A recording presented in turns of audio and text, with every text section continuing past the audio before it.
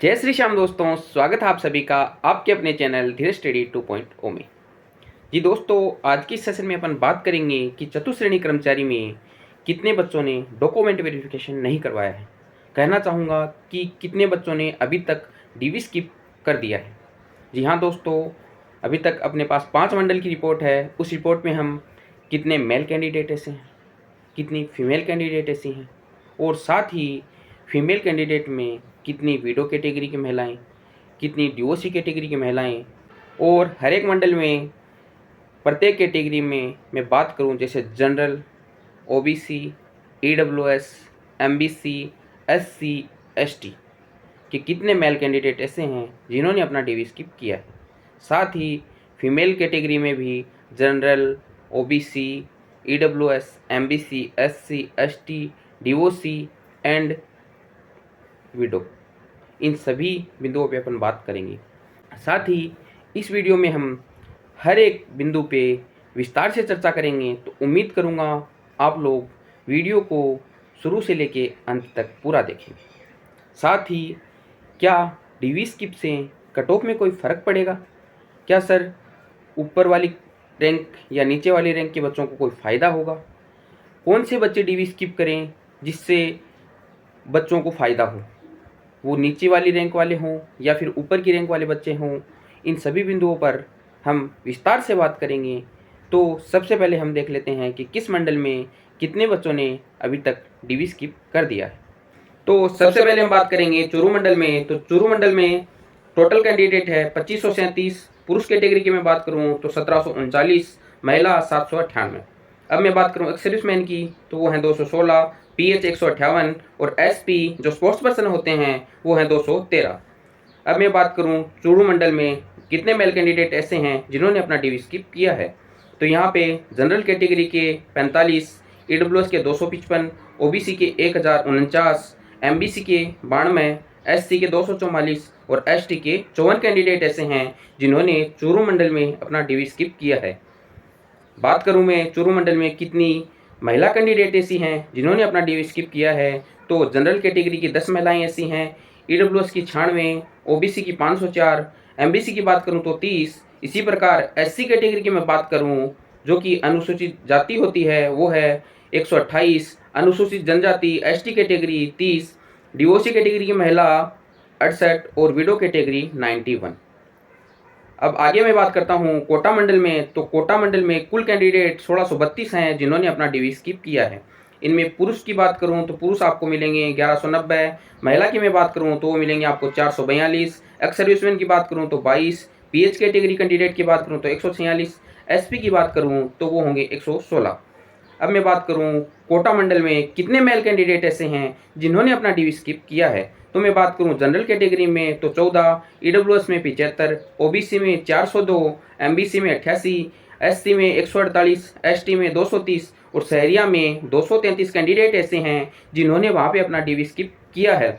अब मैं बात करूं कोटा मंडल में कितनी महिला कैंडिडेट ऐसी हैं जिन्होंने अपना डीवी स्किप कर दिया है और किस कैटेगरी में कितनी महिलाएं शामिल हो रही हैं। मैं बात करूं जनरल कैटेगरी की तो यहाँ पे जनरल कैटेगरी में 6 महिलाएं, ईडब्ल्यूएस में 46 महिलाएं, ओबीसी में 133 महिलाएं, एमबीसी में 29, एससी में 63, एसटी में 68, शहरिया में 77, डीओसी कैटेगरी की 51 और विडो कैटेगरी की 38 महिलाएं ऐसी हैं जिन्होंने कोटा मंडल में डीवी स्किप किया है। इस प्रकार अगर मैं टोटल देखूँ तो ये टोटल आपको देखने को मिलेगा लगभग 442 के करीब।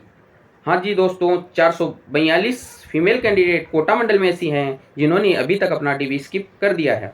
आगे मैं बात करूं पाली मंडल की। तो पाली मंडल में कुल 1181 कैंडिडेट ऐसे हैं जिन्होंने डीवी स्किप किया है। यहाँ पे मैं पुरुष कैंडिडेट की बात करूं तो 853, महिला कैंडिडेट की बात करूं तो 228, एक्स सर्विसमैन की बात करूं तो 3, पीएच की बात करूं तो 121 और स्पोर्ट्स पर्सन की बात करूं तो ये हैं 184। इसी प्रकार मैं बात करूं पाली मंडल में कितने मेल कैंडिडेट ऐसे हैं जिन्होंने डीवी स्किप किया है, तो जनरल कैटेगरी के 27 पुरुष ऐसे हैं जिन्होंने डीवी स्किप कर दिया है, ईडब्ल्यूएस के 137, ओबीसी के 309, एमबीसी के 93, एससी के 175 और एसटी के 112 कैंडिडेट ऐसे हैं जिन्होंने पाली मंडल से अपना डीवी स्किप कर दिया है। आगे मैं बात करूं पाली मंडल में कितनी फीमेल कैंडिडेट ऐसी हैं जिन्होंने अपना डीवी स्किप किया है। तो यहाँ पे जनरल कैटेगरी में लगभग 14 महिलाएं हैं, ईडब्ल्यूएस में 24 महिलाएं हैं, ओबीसी में 95 हैं, एमबीसी में 7 महिलाएं हैं, एससी में 58 हैं, एसटी में 30 हैं और डीओसी कैटेगरी में 37 महिलाएं हैं जिन्होंने पाली मंडल में अपना डीवी स्किप किया है।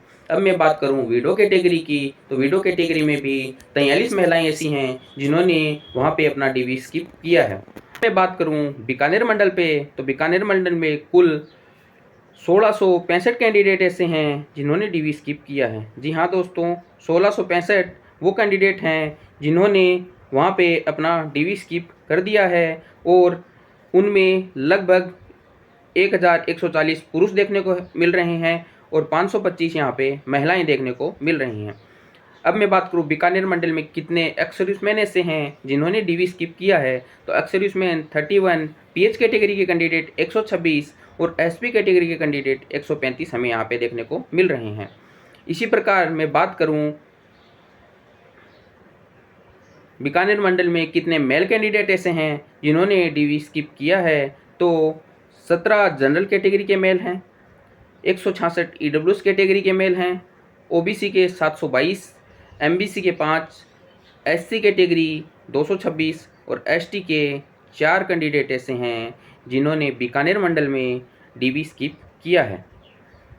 आगे मैं बात करूं तो बीकानेर मंडल में कितनी फीमेल कैंडिडेट ऐसी हैं जिन्होंने डीवी स्किप कर दिया है, तो यहाँ पे जनरल कैटेगरी की 9 महिलाएं हैं, ईडब्ल्यूएस की 63 महिलाएं हैं, ओबीसी की 326 हैं, एमबीसी की 2 हैं, एससी की 124 महिलाएं हैं और एसटी की सिर्फ और सिर्फ एक महिला है जिसने डीवी स्किप किया है। मैं बात करूं डीओसी कैटेगरी के ऊपर, तो डीओसी कैटेगरी में लगभग 61 महिलाएं ऐसी हैं जिन्होंने बीकानेर मंडल से डीवी स्किप कर दिया है। आगे मैं बात करूं वीडो कैटेगरी में, तो वीडो कैटेगरी में 57 महिलाएं वो हैं जिन्होंने डीवी स्किप कर दिया है। जी हाँ दोस्तों, बीकानेर मंडल में फीमेल कैंडिडेट पे अपन ने चर्चा की है। General 9, EWS 63, OBC 326, MBC 2, SC 124, ST 1, DOC 61 और विडो 57 में लगभग 2357 कैंडिडेट ऐसे हैं जिन्होंने डीवी स्किप कर दिया है।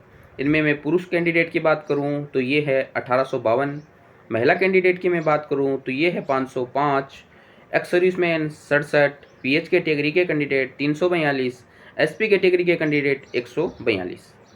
इसी प्रकार भरतपुर मंडल में कितने मेल कैंडिडेट ऐसे हैं जिन्होंने अपना डीवी स्किप किया है, तो बात करूं मैं जनरल कैटेगरी की, तो जनरल कैटेगरी के लगभग 29 मेल कैंडिडेट ऐसे हैं जिन्होंने डीवी स्किप किया है।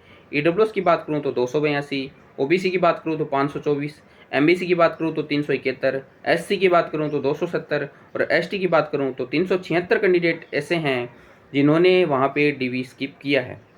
अब मैं बात करूं भरतपुर मंडल में कितनी महिला कैंडिडेट हैं जिन्होंने डीवी स्किप किया है, तो जनरल कैटेगरी की 13 महिलाएं ऐसी हैं जिन्होंने वहाँ पे डीवी स्किप किया है।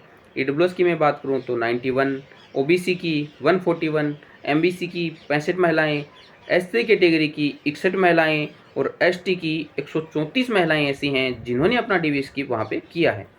डीओसी कैटेगरी पे मैं बात करूँ तो लगभग 40 महिलाएं ऐसी हैं जिन्होंने डीवी स्किप किया है। अब मैं बात करूँ वीडो कैटेगरी की, तो वीडो कैटेगरी में 49 महिलाएं वो हैं जिन्होंने डीवी स्किप किया है।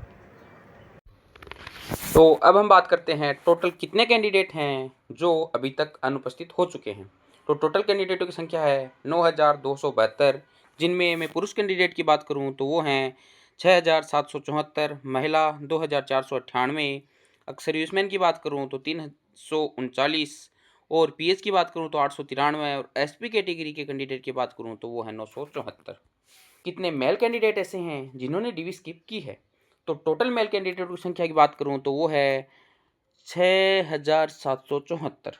अब मैं बात करूं जनरल कैटेगरी में तो वो 132, EWS 915, OBC 3006, MBC 649, SC 1063, ST 776, शहरिया 233। इसी प्रकार मैं बात करूं कि कितनी फीमेल कैंडिडेट है जिन्होंने डीवी स्किप किया है, तो जनरल की 52 महिलाएं, ईडब्ल्यूएस की 320 महिलाएं, ओबीसी की 1199 महिलाएं, एमबीसी की 133 महिलाएं, एससी कैटेगरी की 434 महिलाएं, एसटी की 283, शहरिया की 77 और तलाकशुदा की 257 महिलाएं ऐसी हैं जिन्होंने डीवी स्किप कर दिया है। अब मैं बात करूं विधवा की, तो विधवा की संख्या जो है वो है 278। इस प्रकार हमने प्रत्येक कैटेगरी, प्रत्येक मंडल पे बात करके डीवी स्किप की जानकारी ले ली है। इस प्रकार हमने प्रत्येक मंडल में प्रत्येक कैटेगरी के ऊपर, फिर उस मंडल में कितने मेल कैंडिडेट ऐसे हैं जिन्होंने डीवी स्किप किया है, फिर वहाँ पे कितनी फीमेल कैंडिडेट ऐसी हैं जिन्होंने डीवी स्किप किया है, और प्रत्येक category general, OBC, EWS, MBC, SC, ST, Sahariya, DOC and widow, हर कैटेगरी को शामिल करते हुए आप लोगों को ये जानकारी देने की कोशिश की है। अब एट द एंड मैं बात करूँगा कि इससे किसी को कोई फ़ायदा है। तो अब डीवी स्किप का फ़ायदा किन बच्चों को मिल सकता है और क्या डीवी स्किप से कट ऑफ पे कोई फ़र्क पड़ेगा? तो जी दोस्तों, बिल्कुल, अगर डीवी स्किप होती हैं और कोई टॉप रैंकर बच्चा डीवी स्किप करता है तो सीधा सीधा फ़ायदा बच्चों को देखने को मिलेगा। साथ ही कट ऑफ में भी आप लोगों को कुछ अंतर देखने को मिलेगा। जो कट ऑफ पहले बहुत ज़्यादा जा रही थी, अब वो कट ऑफ कुछ कम दिखाई देगी। तो इसके ऊपर हम एक विस्तार से वीडियो लेके आएंगे जब सभी मंडलों का डीवी कार्यक्रम पूर्ण हो चुका होगा। जी हाँ दोस्तों, अभी 28 अप्रैल तक जयपुर मंडल का कार्यक्रम चल रहा है और उसके बाद में भी लगभग 3 से 4 अप्रैल, 5 अप्रैल तक मुझे लग रहा है कि सभी मंडल अपना डीवी कार्यक्रम पूर्ण कर चुके होंगे। उसके बाद में हम प्रत्येक कैटेगरी के ऊपर बात करेंगे, जिसमें हम बात करेंगे कि किस कैटेगरी में कितने बच्चे हैं जिन्होंने डीवी स्किप कर दिया है और उस डीवी स्किप का फ़ायदा नीचे की जो रैंक के कितने बच्चे हैं उनको मिल सकता है। फॉर एग्जांपल, जनरल के 10 बच्चे भी अगर टॉप रैंक से डीवी स्किप करते हैं तो उसका फ़ायदा सीधा सीधा नीचे के जो कैंडिडेट है उनको देखने को मिलेगा। पर इस पर विस्तार से चर्चा के लिए हम एक नया वीडियो लेके आएंगे, जिसमें हम प्रत्येक मंडल में प्रत्येक कैटेगरी के कितने कैंडिडेट ऐसे हैं और वो कैंडिडेट टॉप रैंकर हैं या वो कैंडिडेट बहुत ही नीचे की रैंक के हैं, इन सभी पर विस्तार से बात करेंगे।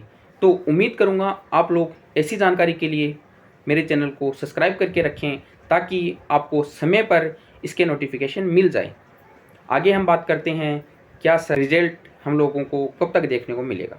तो रिजल्ट पे मैं बात करूँ तो रिजल्ट आप लोगों को अगर आरएसएस भी चाहे तो जून जुलाई के अंदर देखने को मिल सकता है। कंडीशन ये रहेगी कि वहाँ पे बोर्ड को पीएच कैटेगरी के कैंडिडेट को होल्ड पे रखना होगा। जी हाँ दोस्तों, उनके रिजल्ट को होल्ड रखते हुए जो नॉर्मल कैंडिडेट हैं उनके रिजल्ट को बोर्ड निकाल सकता है, पर ये सारी मंशा बोर्ड के ऊपर रहेगी। इस पर एक विस्तार से वीडियो मैंने पहले बना दिया है कि चतुर्थ श्रेणी कर्मचारी का रिजल्ट कब तक जारी होगा। जी हाँ दोस्तों, ये अब सारी प्रक्रिया बोर्ड के ऊपर है, क्योंकि अगर पीएच कैटेगरी के कैंडिडेट को शामिल करते हुए रिजल्ट को निकाला गया तो रिजल्ट लगभग दिसंबर महीना पकड़ लेगा। जी हाँ दोस्तों, रिजल्ट दिसंबर महीना पकड़ लेगा, पर उससे कुछ बच्चे इस प्रकार भी खुश हो रहे हैं कि सर दिसंबर तक क्या पता कुछ ऐसी भर्तियां निकल जाएं जिनकी ज्वाइनिंग पहले हो जाए और मैं एकदम वेटिंग में नीचे कोने पे हूँ, क्या पता ऊपर का बच्चा कहीं और सिलेक्ट हो जाए, तो क्या मुझे इस चीज़ का फ़ायदा मिल सकता है।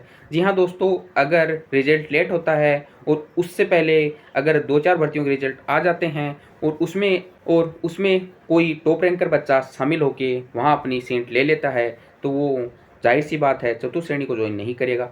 और अगर वो चतुर्थ श्रेणी ज्वाइन नहीं करता है तो उसके जो वैकेंट पोस्ट है उसके ऊपर वेटिंग लिस्ट आएगी और वेटिंग लिस्ट में उन कैंडिडेट को सीधा सीधा फ़ायदा मिलेगा जो कि बिल्कुल बॉर्डर लाइन पे लगे हुए हैं। तो दोस्तों, दोनों प्रकार के कैंडिडेट हैं। कुछ कैंडिडेट हैं जो रिजल्ट चाहते हैं कि अभी आए, कुछ कैंडिडेट ऐसे हैं जो चाहते हैं कि रिजल्ट थोड़ा लेट हो। पर मैं ये जानता हूँ कि काम ऐसा होना चाहिए जो सभी के भले के लिए हो। जो कैंडिडेट बिल्कुल दौड़ में शामिल हैं वो बिना काम 4 महीने की पीड़ा क्यों झेले। जी हाँ दोस्तों, मेहनत उन कैंडिडेट ने भी की है जो दौड़ में शामिल हैं और मेहनत उन कैंडिडेट ने भी की है जो आज कुछ नंबर से दौड़ से बाहर होने वाले हैं।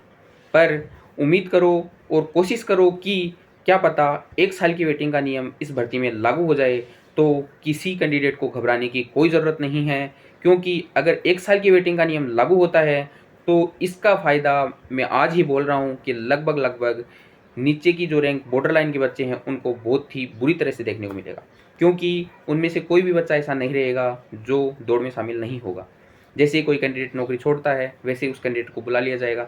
वेटिंग नियम यही है, जो नया वेटिंग नियम है उसके अनुसार अगर कोई पद ज्वाइन करने के बाद में वैकेंट होता है तो उस पे वेटिंग लिस्ट जारी की जाएगी। जी हाँ दोस्तों, पहले ये नियम नहीं था। एक बार पोस्ट अगर फिलअप हो गई तो वो फिर अगर उसे कोई छोड़ता भी था तो उसके ऊपर वेटिंग लिस्ट नहीं निकलती थी, पर नए नियम के तहत ये पॉसिबल है। तो कोशिश करें कि नया नियम चतुश्रेणी कर्मचारी में जल्द से जल्द लागू हो जाए, जिससे कि राजस्थान के बहुत से बच्चों को इसका फ़ायदा मिल सके।